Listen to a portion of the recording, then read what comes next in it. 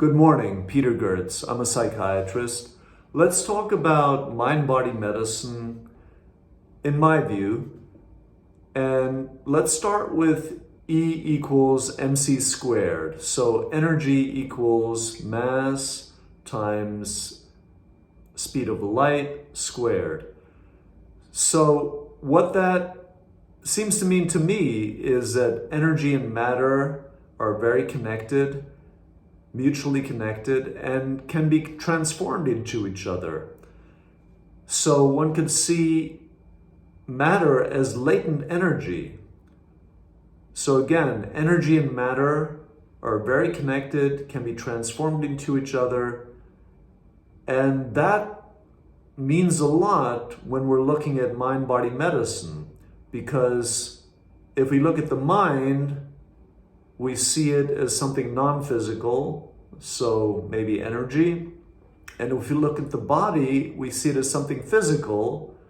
And again, they can each, as per E equals mc squared, be transformed into each other. So to be more specific then, beliefs and emotions can influence the body, and vice versa, which is crucial. So it's not just one directional.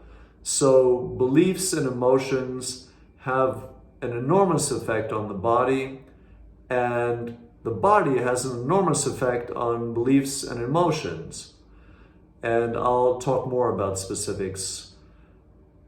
So beliefs and thoughts lead to chemical changes in the body. So if you think depressed thoughts, certain chemicals are released in the body. If you think happy thoughts, other chemicals are released. And then those chemical changes in the body can create actual physical changes. So let's say, as a quick example, you're walking down a dark alley at night and someone jumps out in front of you. No one's touched you physically, but someone jumps out in front of you, then your heart rate very likely is going to increase.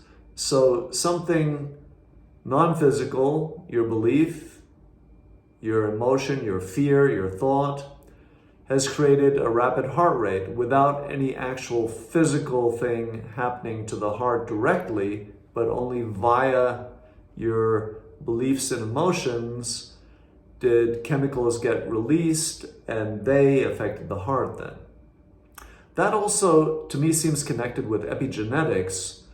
So stress, which includes certain emotions, can apparently lead to changes in which areas of your DNA are red and which ones are not red. And that, of course, leads to changes in which proteins are synthesized in your body and which ones not, which obviously then creates physical changes in your body.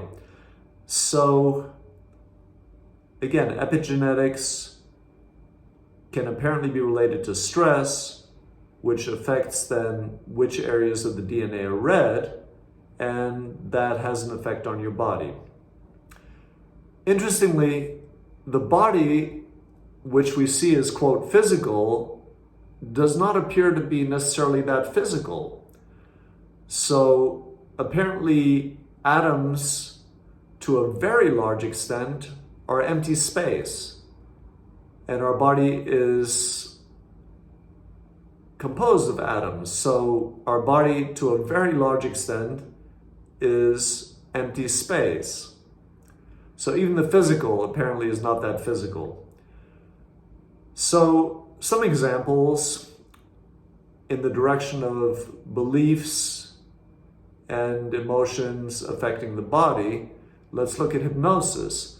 So if someone is hypnotized to a very deep state, that can actually lead to a state where they can undergo surgery.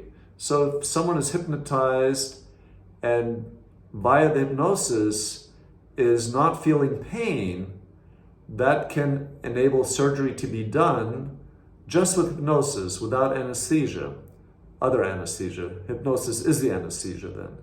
So that is an example of our beliefs affecting our physical body in a major way, of course, in that example. But again, like I mentioned, the other direction is just as crucial. So if you look at your posture, if you sit up straight, you're going to feel differently from if you sit hunched over.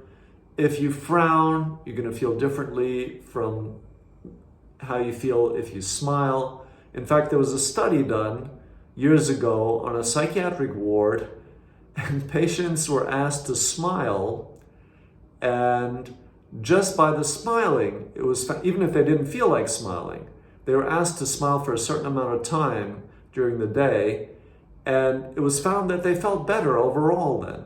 So just the act of physical smiling, even if the emotion's not there initially, can affect your emotional state. And another very important one is breathing. So if you hold your breath, at a certain point, you're not going to feel that well emotionally. You may feel very anxious, for instance. So our breathing has a profound effect on our body and our mind.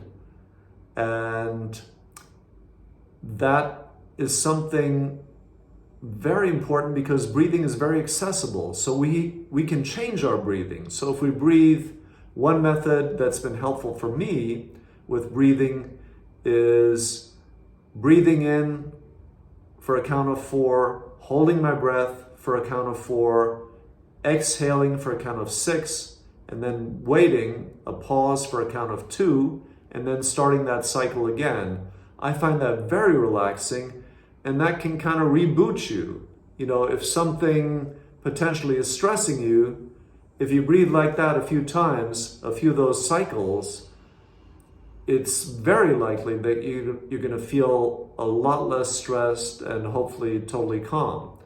So breathing is a crucial thing that can affect our mind and our emotions. And feeling our body in general can get us out of our head and relieve stress. So if you feel you're getting stressed, if you focus on your hand or the area of your heart, your abdomen, any part of your body, that by definition is going to get you out of your head, so to speak, and you're very likely going to feel less anxious. Thank you.